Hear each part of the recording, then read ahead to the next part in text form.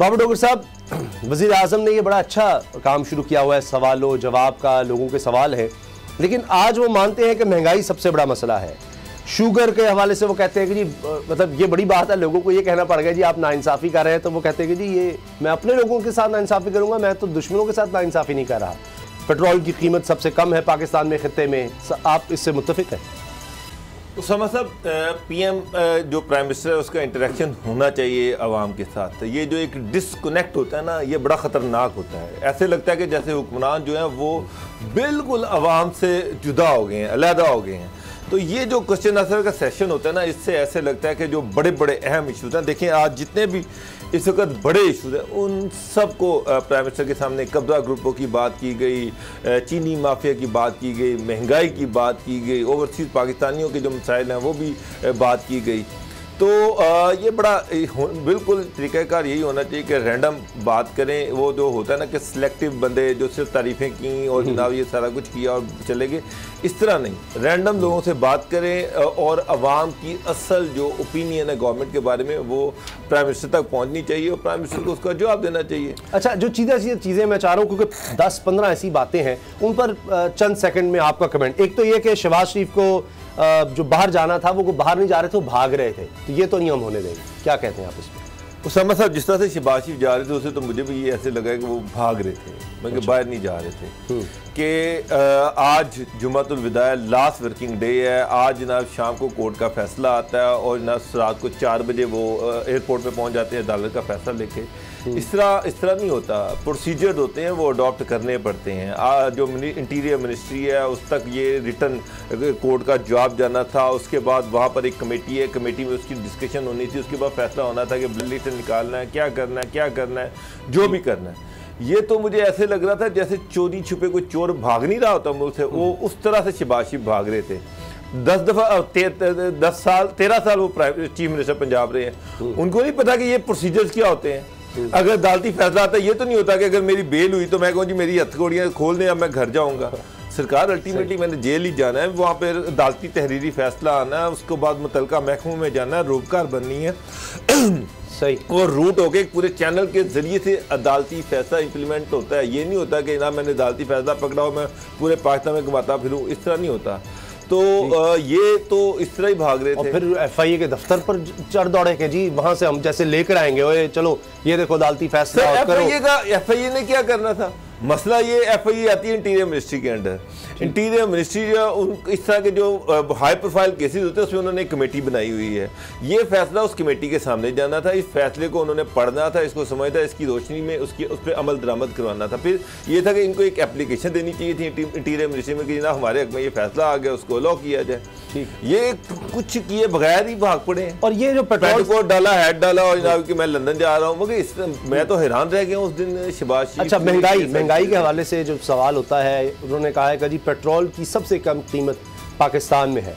अगर उसका मवाजना करते हैं भारत से और बांग्लादेश और दीगर जगहों से, तो चूँकि पेट्रोल आपने डॉलर में ख़रीदना है तो उस लिहाज से फिर तो आप समझते हैं अभी पेट्रोल की कीमतें स्टेबल भी रखी गई, बढ़ा सकते थे लेकिन नहीं बढ़ाई।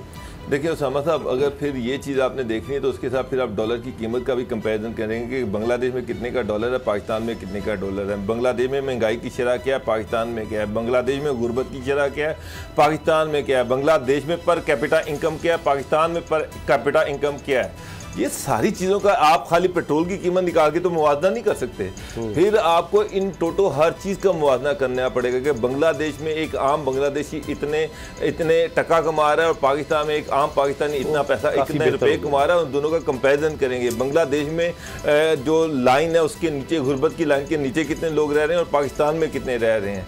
तो इस तरह से मैं तो इस तरह के कंपैरिजन को नहीं मानता कि वहाँ पे पेट्रोल इतने का, यहाँ पे इतने का। हो सकता है कि आप अमेरिका में इससे भी महंगा हो, लेकिन वहाँ पे तो डॉलर चलता है, यहाँ पे 150 रुपये का डॉलर है। अच्छा, तो शुगर मिल्स पर आ जाते हैं। उन्होंने कहा है कि शुगर मिल्स मालिकान ने 22 अरब टैक्स दिया 5 साल में। अच्छा, 22 अरब टैक्स दिया, 29 अरब की तो सब्सिडी ले गए, यानी उल्टा 29 अरब रुपए वो सब्सिडी की मद में हुकूमत से ले गए, रियासत से ले गए। और इसके अलावा सुनिए कि 12 अरब रुपए के तो रिफंड ले गए, यानी 22 में से 12 निकाल दें तो बाकी तो बच गए 10 अरब रुपया। अच्छा, ये भी 10 अरब रुपया टैक्स जो आपने, मतलब 12 तो आपने वापस ले लिया सारे का सारा पैसा, जो 10 अरब आपने टैक्स दिया उस पर भी 29 अरब रुपए तो सब्सिडी ले गए। तो यानी पांचों घी में जो मुहावरा है वो भी इनके लिए तो छोटा पड़ जाता है। उसामा साहब बिल्कुल आपने सही कहा कि जो पांचों घी में है वो मुहावरा जो छोटा पड़ जाता है। अभी तो आपसे शुगर की बात करें कि उसमें ये सब्सिडी भी ले गए, टैक्स ऑफ द बुक भी ये बेतहाशा, ये जो टैक्स चोरी करते हैं ऑफ द बुक बेतहाशा चीनी बेच देते हैं, फिर चीनी की कीमतें जो है वो इंतहाई बढ़ा चढ़ा कर बेच लेते हैं। एक मोनोपोली बनाई हुई है, एक कार्टेल बना हुआ है। ये तो आपसे शुगर की बात कर रहे हैं। किसानों को ये पैसे देते कोई नहीं है, उनको बेचारों को रोल के रख देते हैं। उसके बाद इनकी हर चीज़ मोलेसिस अलहदा बिकता है, गन्ना अलहदा बिकता है, उसे बिजली जो है वो अलहदा बनाते हैं। ये बड़ा लंबा चौड़ा, ये तो एक एक चीज़ का पैसा कमाते हैं, एक एक चीज़ का पैसा कमाते हैं और टैक्स 1 रुपया अदा नहीं करते। तो मेरा ख्याल है कि इस तरह के कार्टेल्स को टूटना चाहिए। बिल्कुल इमरान खान, सारी कौम आपके साथ खड़ी हुई है। चीनी शुगर मिल मालकान जो है इनकी कमर तोड़ें, लेकिन इसमें से मेरी एक समझदार रिक्वेस्ट है अक्रॉस द बोर्ड, ये नहीं है कि जो आपका चहीता वो बच जाए और जो आपका मुखालिफ है उसको रख। अच्छा, बुजरा बदलने पड़ेंगे अगर अच्छी कारकर्दगी नहीं दिखाएंगे तो इसमें तो कोई बात नहीं, जितनी दफ़ा मर्जी बदलें कोई मसला नहीं जी। अच्छा, और आखिरी चीज़, सिफारत खानों से मुतालिक बराह रास्त नशर नहीं होना चाहिए था बयान। उसके बाद बड़ा मसला हुआ कि जी सिफारत खानों ने तो सिफारतकारों ने शोर मचा दिया जी, हमारी इतनी बेइज्जती कर दी है। तो फिर फवाद चौधरी से पूछे उसने क्यों ये बराह रास्त नशर होने दिया, कसूर तो फिर उसका है। बस उसामा साहब, मेरा ख्याल है कि नशर होना चाहिए था, बराह रास्त नशर होना चाहिए था। वो तो कह रहे हैं नहीं होना चाहिए। मेरा ख्याल है कि होना चाहिए था। कौम को पता चलना चाहिए कि ये सिफारत खान ने ये सरकारी पैसे थे, ये लोगों के पैसे से, टैक्स के पैसे से इनको सैलियाँ दी जाती हैं, इतना बजट है इनका, इनको इतना पैसा दिया जाता है, ये सर्विसेज क्या प्रोवाइड कर रहे हैं। मैं सऊदी अरब का जो एम्बेसी थी उसमें जो बदनवानियाँ सामने आई, इस तरह बेताशा जो लोग थे। अब ये जो प्राइम मिनिस्टर ने खुली कचहरी लगाई, इसको मैं खुली कचहरी कहूँगा, जो पब्लिक इंटरेक्शन था, ये अच्छा लगा। इसमें भी सर आप देखें कि लोगों के गिले शिकवे हैं। इसमें ओवरसीज पाकिस्तानी जो है वो रो रहे हैं, पीट रहे हैं कि किस तरह से सफारत खाने जो है वहाँ पर उनकी बात नहीं सुनते। तो वो ये चीज ओपन होनी चाहिए। अच्छा सर, अब बात ट्रांसपेरेंट होनी चाहिए। मैं ये चाहता हूँ कि गवर्नमेंट को ट्रांसपेरेंट होकर सामने आना चाहिए, खुल के सामने आना चाहिए। ठीक है, चाहे वो सफारतकार है, ब्यूरोक्रेट है, जो भी है, खुल के बात करें, अवाम को इत्मीनान में। खुल के अब बात कर लेते हैं हुदैबिया केस की, उस पर क्या होगा। दोबारा ये केस खुल रहा है और अब तो लग रहा है कि इमरान खान साहब ने चीजें अपने हाथ में ले ली हैं। नैब को छोड़ें जी, FIA करें। FIA बराह रास्त वज़ीर आज़म के अंडर आता है, वो इसमें कुछ नया वो कह तो रहे हैं कि नए सिरे से चीजें हैं जो जुड़ती हैं, तो इसको दोबारा देखा जाएगा। तो ये mother of all corruption cases जिसको कहते हैं, क्या इसमें से अब कुछ निकल सकेगा या सिर्फ बयानबाजी होगी या इससे आगे बढ़ा जाएगा? देखिए उसामा साहब, हुदैबिया पेपर मिल बहुत बड़ा एक आई ओपनर है कि शरीफ खानदान किस तरह से करप्शन करते हैं। कि लंदन में आपने एक हुदैबिया पेपर मिल बनाई, वहाँ से लोकल बैंक से लोन लिया, वो मिल कभी फंक्शनल हुई नहीं। उसके बाद यहाँ से बेनामी दारों के ज़रिए से, बेताशा लोगों के ज़रिए से यहाँ से पैसा लॉन्डर करवा के आपने लंदन भेजा।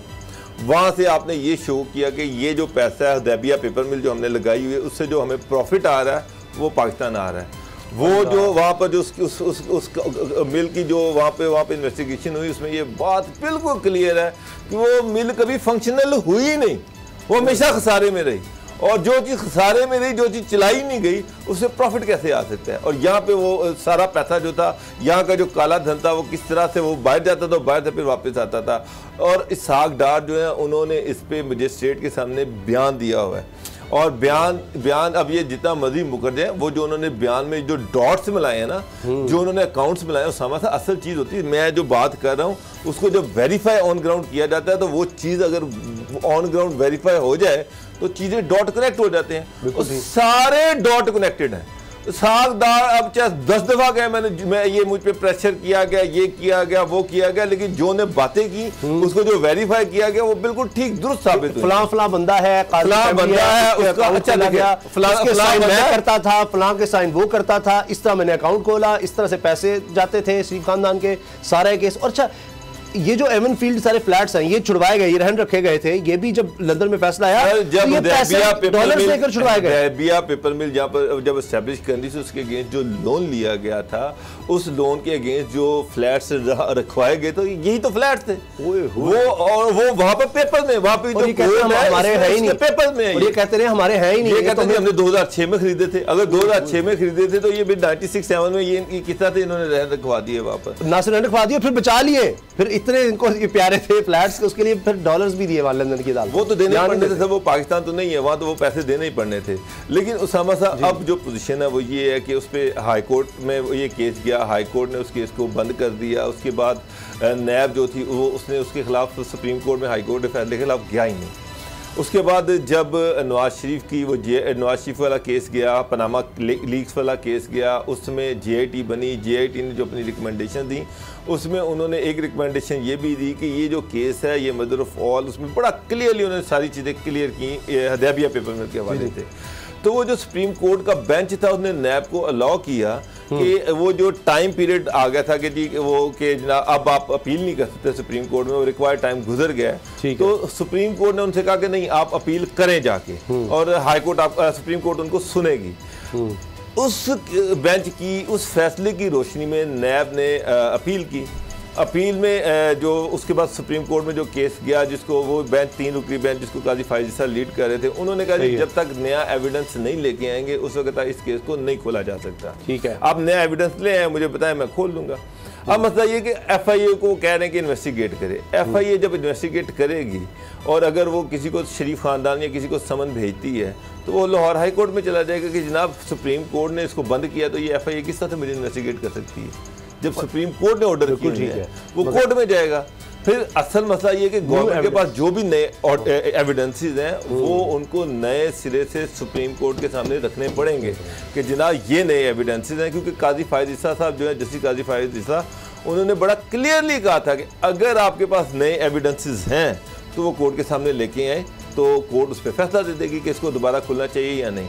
तो नैब ने कहा था जी हमारे पास इसमें नए एविडेंसेस नहीं है। वो ये वाकया कब का है? 2014? नहीं सर, 2000 मेरा ख्याल है 2014 में नहीं, ये बात का जब पनामा लीक के बाद की बात कर रहा हूँ मैं आपसे। अच्छा, उसके बाद जब गया। अच्छा ठीक, पनामा लेकिन जो फैसला आया था रोशनी में वो जब गई थी, जो वैसे फैसला आया था हुदैबिया पेपर मिल का फाइनल फैसला, वो इनके दौर में ही आया, 2014 में आया था। 2014 में आया था, लेकिन ये बाद में अपील गई थी। तो उसामा साहब उसमें अब इनके पास अगर एविडेंसेस हैं तो ये कोर्ट के सामने लेके आएंगे। कोर्ट उन एविडेंसेस की बुनियाद पर यह फैसला करेगी कि ये केस दोबारा रीओपन हो सकता है या नहीं हो सकता।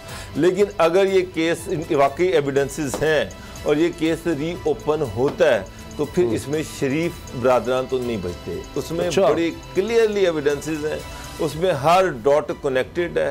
ये कि किस तरह से पैसा यहाँ से ब्लैक मनी जो थी वो मनी लॉन्डर होके बाहर जाती रही है, वहाँ से किस तरह से वाइट होके वापस आती रही है, हर चीज़ किस तरह से वहाँ से जो फ्लैट खरीदे गए उसमें ये भी कागज़ है कि ये जो जब वहाँ पर लोन ली गया हदैबिया पेपर मिल के लिए जो फ्लैट दिखवाए गए वो यही तो फ्लैट थे एवन फील्ड वाले।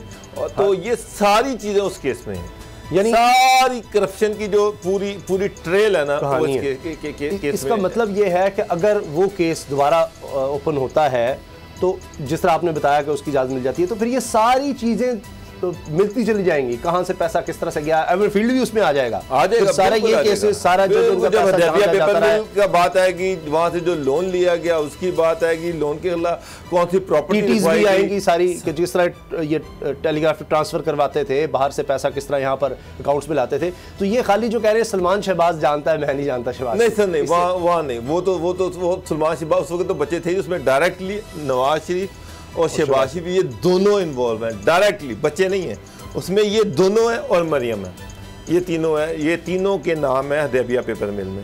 अभी ये कह रहे हैं ना कि जी मैं तो कोई बिजनेस करता ही नहीं मेरे नाम कोई ट्रांजैक्शन नहीं है, शहबाज शरीफ भी ये कहते हैं, नवाज शरीफ भी कहते हैं, लेकिन इस केस में डायरेक्टली मेन मरकजी मुल्ज़मान ये हैं।